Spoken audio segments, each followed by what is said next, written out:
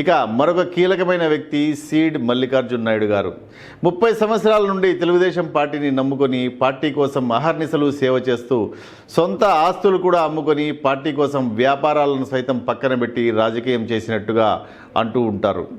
ఈయన గతంలో శంకర్ ఎమ్మెల్యేగా గెలిచినప్పుడు కీలకంగా వ్యవహరించారని, ఇటీవల జయచంద్రారెడ్డి గారు ఎన్నికల్లో నిలబడినప్పుడు కూడా అన్నీ తానే ముందే నడిపించారని అందరూ అంటూ ఉంటారు. కానీ జయచంద్రారెడ్డి కల్తీ మద్యం కేసులో సస్పెండ్ కావడం, ఈ మల్లికార్జున నాయుడు జయచంద్రారెడ్డికి అత్యంత సన్నిహితుడిగా ఉండడం ఈయనకు చాలా నెగిటివ్గా పేరు వచ్చిందని, లేకపోతే ఈయన ఇన్ఛార్జ్ పదవికి అన్ని రకాలుగా అర్హుడని అక్కడ ప్రజలు పేర్కొనడం మనం గమనించవచ్చు. చూసుకున్నట్లయితే ఇక్కడైతే తంబాలపల్లి గ్రామంలో అయితే ఉన్నాం. ప్రస్తుతం చూసుకున్నట్టయితే ప్రతి ఒక్కరితో ఇక్కడ మాట్లాడడానికైతే ప్రయత్నిస్తున్నాం. కానీ ఎవరైతే నిరాకరిస్తున్నారు ఏమి అని అడుగుతుంటే ఎవరు వచ్చినా ఇక్కడైతే లేకపోతే టీడీపీ పార్టీ లేకపోతే వైసీపీ పార్టీ ఏ పార్టీ వచ్చినా కానీ మాకేమి అయితే లాభం జరిగినట్లయితే చెప్పట్లేదని చెప్తున్నారు. మొదటగా చూసుకున్నట్టయితే ఇక్కడైతే తంబాలపల్లికి సంబంధించిన ఇక్కడ పెద్దయ్య ఉన్నారు, అలాగే ఇక్కడ ఒక అన్న ఉన్నారు, వాళ్ళతో మాట్లాడదాము.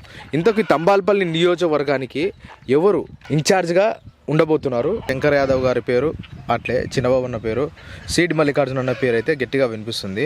మీరైతే నెక్స్ట్ నియోజకవర్గ ఇన్ఛార్జ్గా ఉండబోతున్నారని మీరేమంటారు అన్నది?